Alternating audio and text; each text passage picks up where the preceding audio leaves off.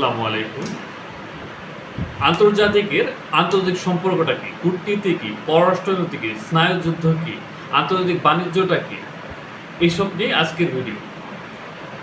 আমরা সাধারণত যদি কিছু রাষ্ট্রবিজ্ঞানী, মনীষী তথা দার্শনিকদের কিছু উক্তি বা কোটেশন ব্যবহার করি তাহলে ভালো মার্ক ক্যারি করা যায়। তো এইসব ক্ষেত্রে আমি দেখেছি কিছু নির্দিষ্ট আন্তর্জাতিক টার্মস আছে যেগুলো আমরা প্রায় প্রায়োগিক এবং গবেষণামূলক কিংবা সমাধানমূলক যে প্রশ্ন ৩ টাইপের প্রশ্ন থাকে আন্তর্জাতিক লিখিত পরীক্ষায়।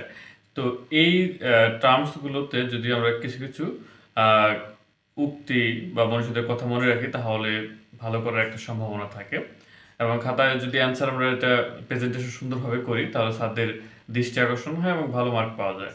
এজন্য আমি দেখেছি যে কিছু বিষয় বারবার কিন্তু ঘুরে ফিরে আসে। তো এই বিষয়গুলো আমি একত্রিত করে কিছু মনীষীদের উক্তি, বিখ্যাত মনীষীদের উক্তি বা দার্শনিকদের উক্তি বা রাষ্ট্রবিজ্ঞানের উক্তি আপনাদের সামনে এখন প্রেজেন্টেশন করব। সেটা হচ্ছে যেমন জাতীয় শক্তি বা ক্ষমতা। জাতীয় শক্তি বা ক্ষমতা নিয়ে অধ্যাপক আ অধ্যাপক শক্তি সাম্য নিয়ে কথা বলেছিলেন অধ্যাপক মর্গানথু। তার মতে শক্তি সাম্য বলতে এমন এক অবস্থা বোঝায় যেখানে কয়েকটি রাষ্ট্রের মধ্যে প্রায় সাম্যের ভিত্তিতে শক্তি বণ্টিত হয়েছে। আবার ক্ষমতা নিয়ে অর্গানস্কি বলেছেন কোনো জাতীয় রাষ্ট্র আন্তর্জাতিক ক্ষেত্রে কি ভূমিকা পালন করবে তা অনেকাংশ তার জাতীয় শক্তির উপর নির্ভরশীল।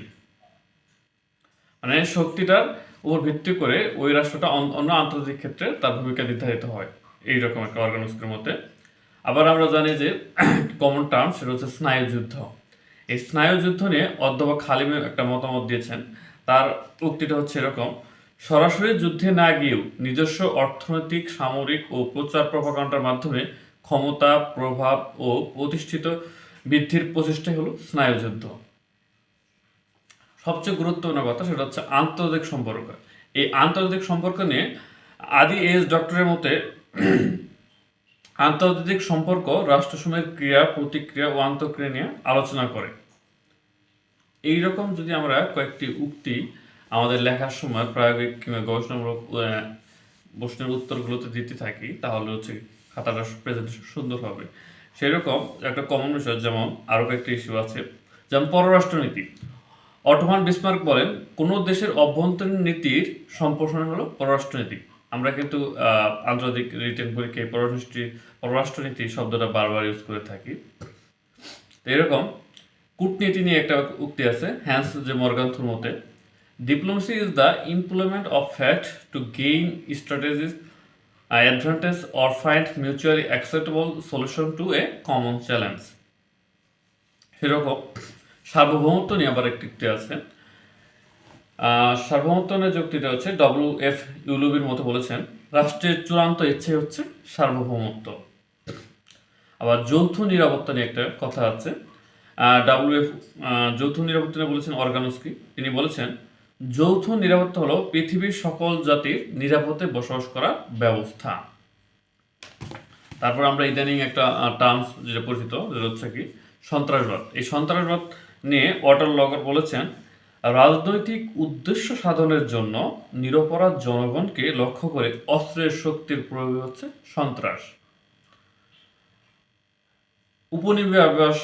উপনিবেশবাদ ও নব্য উপনিবেশবাদ নিয়ে অনেক মতবাদ রয়েছে, যেমন বিএস কনের মতে নব্য উপনিবেশবাদ হলো একটি দেশের উপর অন্য একটি দেশের যে কোনো ধরনের রাজনৈতিক বা অর্থনৈতিক প্রত্যক্ষ বা পরোক্ষ প্রভাব।